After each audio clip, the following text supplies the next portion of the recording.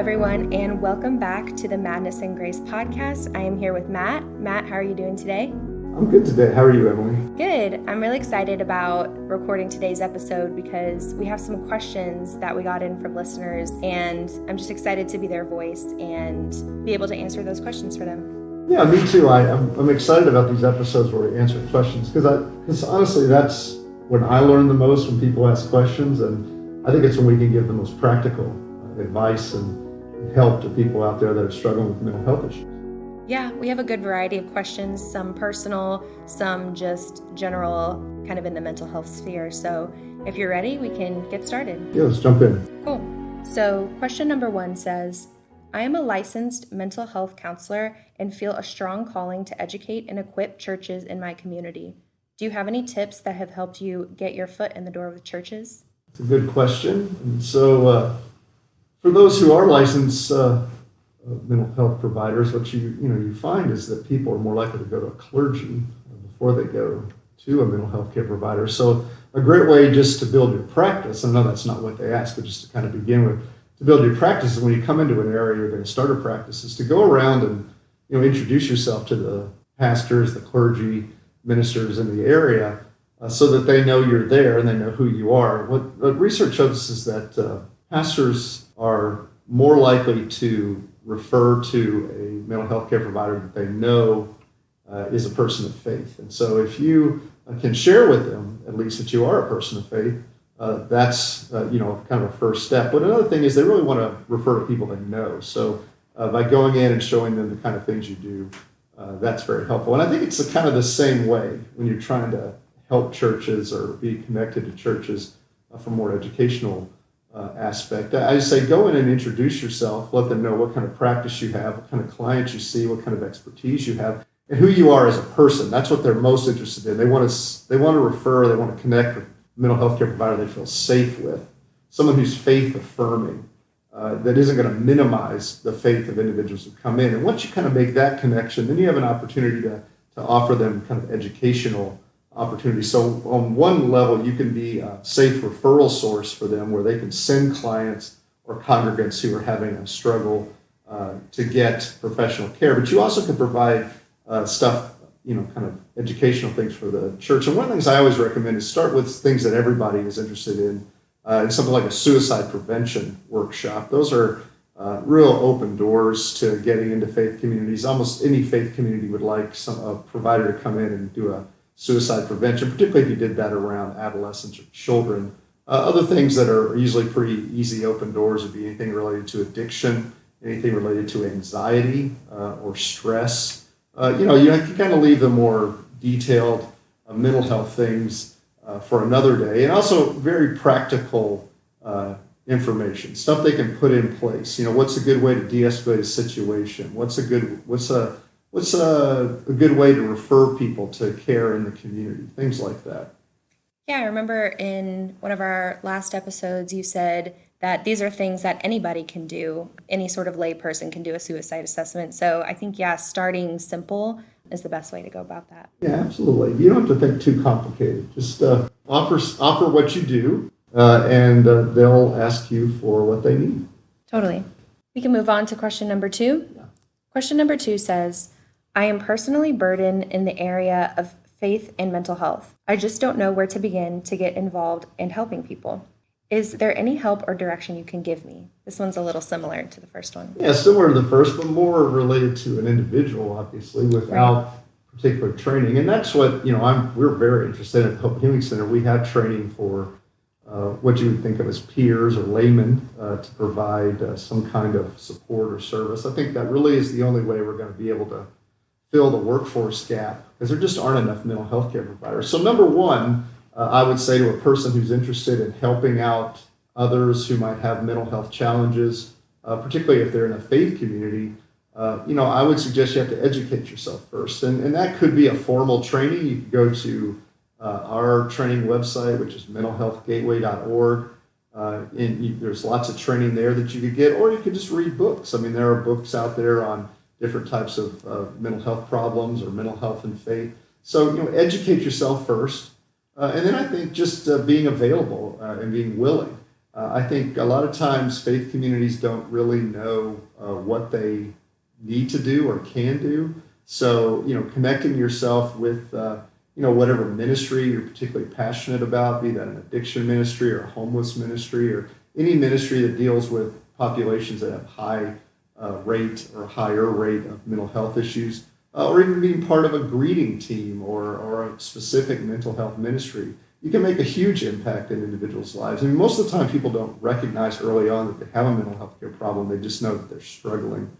So being available, I think, at your church, if your church has a formal lay counseling ministry or pastoral care ministry, obviously that's a way to connect. But I really think just making yourself available to your pastor, to your ministry staff, letting them know that you have received some additional training or that you have an understanding in that area and that you're passionate about that and you want to assist.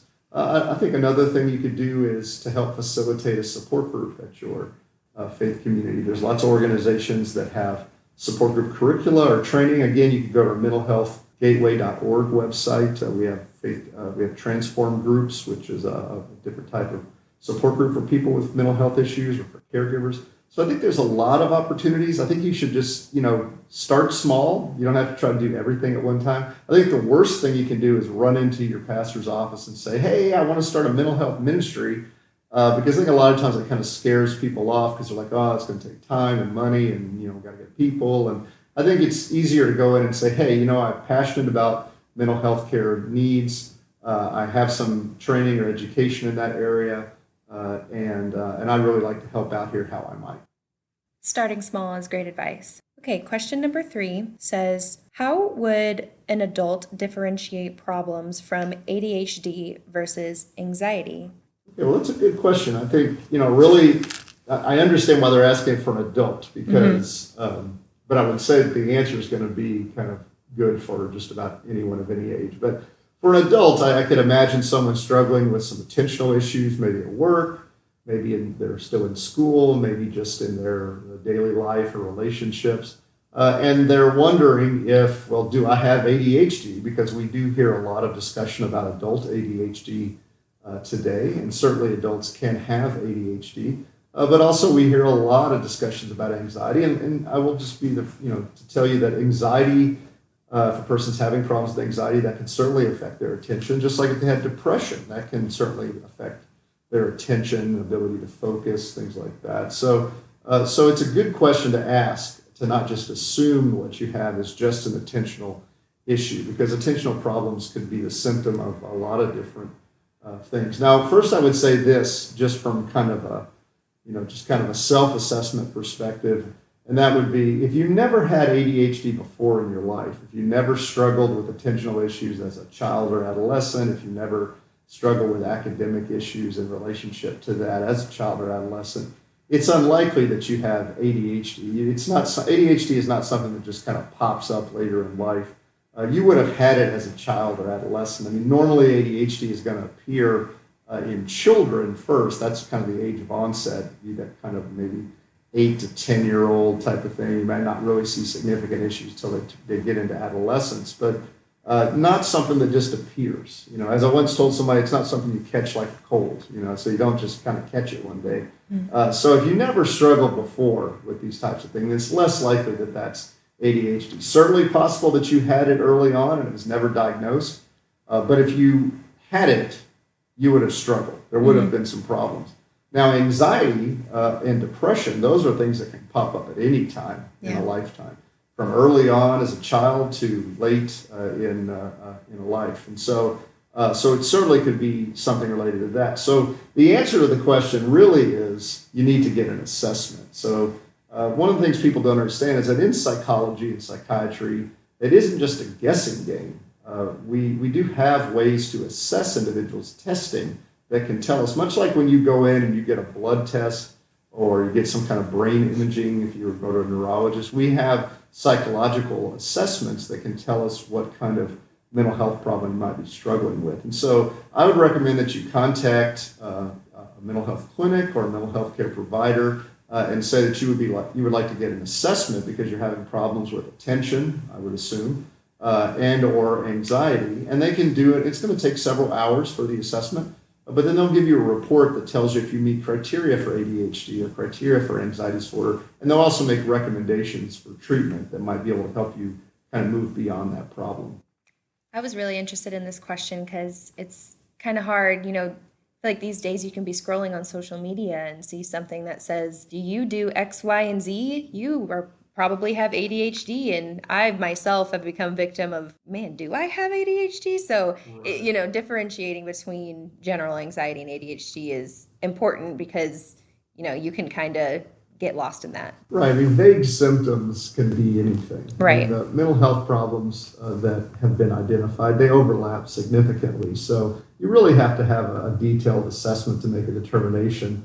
But I think, again, for the person that's an adult, if you never struggled with ADHD in the past, it's unlikely that it's ADHD. But it doesn't mean that it isn't a problem that you might need to get someone to help you out with. Right. Question number 4 says, can compulsive behaviors be a symptom of bipolar disorder or schizophrenia? Well, the short answer is yes, they can be, but they are not what you would think of as kind of common symptoms of either one of those disorders. I mean, certainly in schizophrenia, for instance, or even in bipolar disorder, when the individual is in a more psychotic state, a person can have, maybe what's referred to as scrupulosity, or maybe hyper-religiosity, where they perform a set of religious rituals or tasks, and they have to do it in a very kind of compulsive or almost obsessive type of way because they believe if they don't do it, something bad will happen, but in relationship to their delusion. So that's a pretty specific thing that's related to psychosis, but not impossible that a person with bipolar disorder or schizophrenia could have kind of that compulsive type of behavior. It's not common in those disorders. It's more common in what you would think of as an anxiety disorder, like obsessive compulsive disorder. It's also not impossible that individuals can have more than one disorder. Yeah. So a person could have, obsessive compulsive disorder and another disorder. And so, the best thing to do if you're seeing problem symptoms related to kind of compulsive behavior would be, again, to have an assessment, to have a mental health care provider take a look at you and see, if you meet criteria for that. The other thing is that, just because, and I would say this, a lot of times we kind of pathologize eccentric behaviors. Yeah. So if you've ever known anybody that was, say, just almost a obsessive or compulsive collector, they love stamps or coins or models or whatever. You see people and they have, half their house they've turned into almost a museum for something they collect. That's not a disorder. So people can be very eccentric in their behavior and not cross a line of disorder. So it's not just because a lot of times, as I was wanting to say, is a lot of times when a person has bipolar disorder or schizophrenia, everything they do is pathologized. It's turned into part of the illness. Every time they get angry, oh, that's the illness. Every time they get sad, oh, that's the illness. Yeah. And people get angry and people get sad and people have compulsions that aren't part of an illness. So that's the important thing, is to try to determine whether it really is part of this person's pathology or not. And really the only person that can decide that is a mental health care provider that sits down with them. Right. Moving on to question number 5. This question says, can you describe a person with narcissistic personality disorder? So this is, you and I kind of laughed about this a little bit when we saw it, not because we don't think it's a good question or we think it's funny, it's just because we've gotten so many questions about narcissism. Right. It's a super hot topic right now. There's been some books that have come out and you really hear that term. I think I said we could do a whole episode on this absolutely. question. Yeah. It's really kind of risen to the top of kind of the social discussion. And again, we use these terms very cheaply in society. Yeah.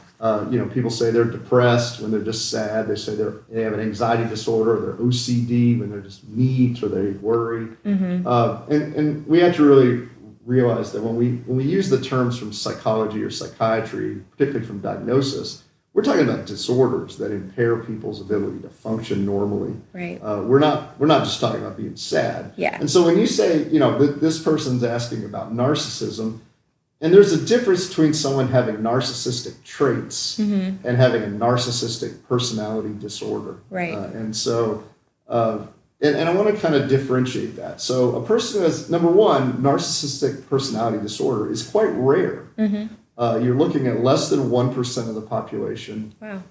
And a person, it would affect their ability to function. And when I say that, I mean in, say, school or at work or in relationships. So this isn't somebody who's just going to be doing great all the time. They're going to be struggling in some sphere of their life and probably in multiple spheres of their life. So I know a lot of times we just kind of say, oh, well, the corporate CEO or the, whatever, this guy, that guy's a super narcissist. Cocky kind of guy. Yeah.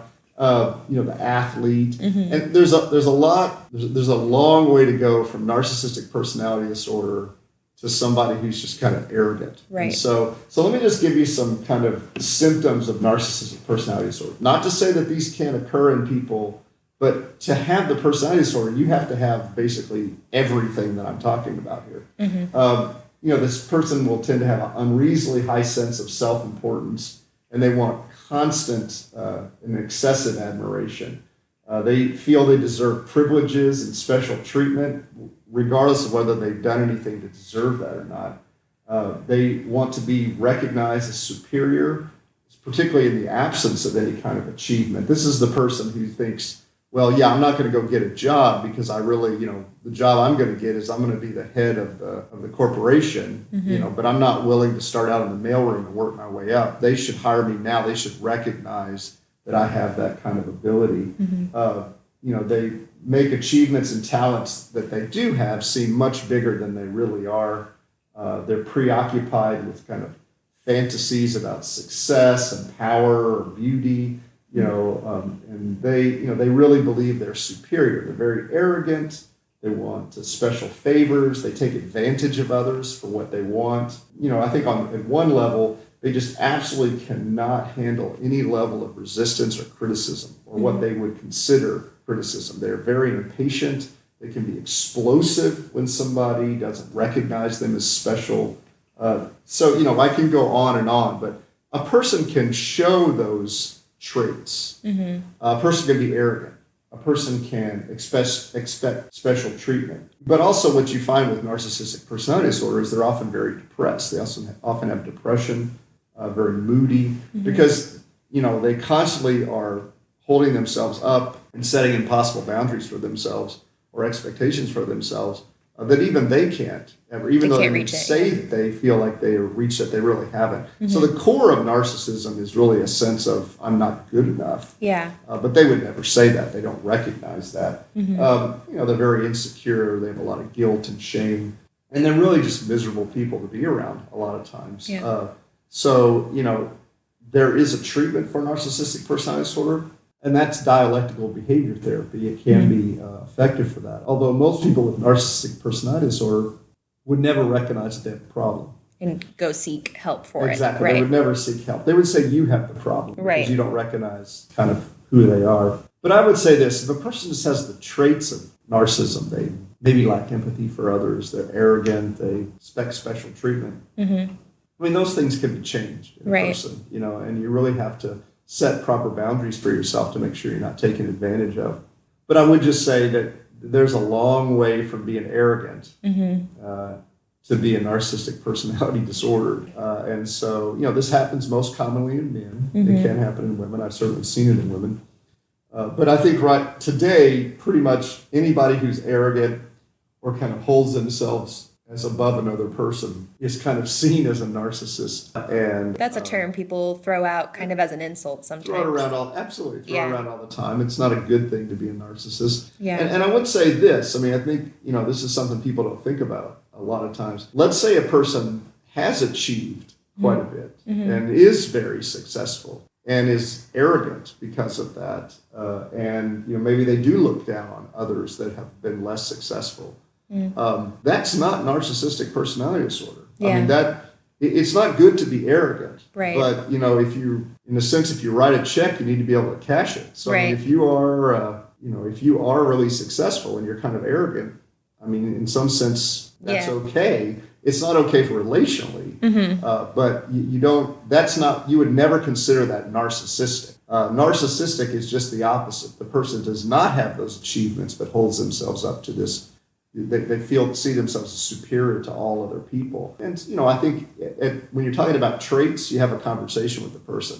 When you're talking about a disorder, no conversation you would ever have with the person would ever be of any value. Yeah, and when we talk about disorders, a word that you use a lot of the time to kind of tell the difference between traits and having a disorder is this debilitating to their life? Is it affecting their whole life, or is it just something you see in them every once in a while? Right. I mean, if they're arrogant and that bothers you, but they are able to work successfully, they have healthy relationships, they can go to school, those types of things, then you're not probably looking at a personality disorder. I've worked with a lot of people that have narcissistic personality disorder, and typically they are, as far as a person goes, they're pretty pitiful people. Yeah. They struggle to be successful in employment. They have damaged every relationship they've ever had. They often are undereducated for their intellect because they can't get through school. It's not to say everyone is like that, but most of them are like that. Yet they see themselves as far superior to everyone. Well, thank you, Matt. And thank you to everyone who sent in questions. If you have a question and you're listening and you want to hear me and Matt talk about it on the podcast, you can send your questions to me at contact@hhci.org. And as always, I will leave all of our Hope and Healing Center information in the show notes. Make sure to join us next time, and thank you so much. Thank you. Yep.